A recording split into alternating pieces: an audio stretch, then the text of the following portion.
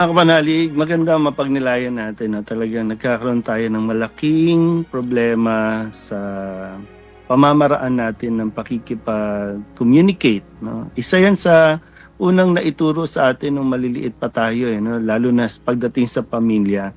Kung mayroong gusot, kung mayroong problema, ayusin muna. Diba? Laging ganun eh. Kaya lang, dahil nga sa paglipas ng panahon, pumasok itong mga social media, itong technology natin, nawala yung paraan ng pag-uusap natin.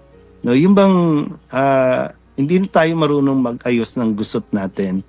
Kasi ngayon, nagiging kabaliktaran yung nagiging proseso. Binigay ni Jesus sa atin yung proseso, paano ayusin ang problema.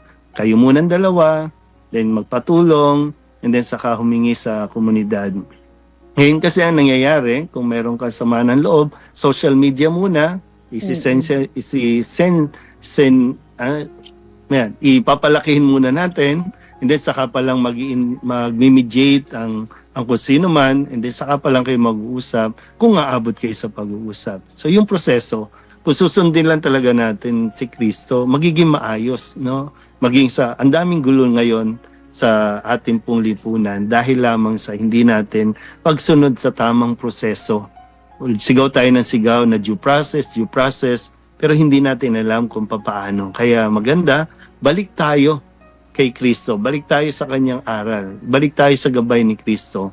Tiyak, magiging maayos at mapayapa muli ang ating pong lipunan.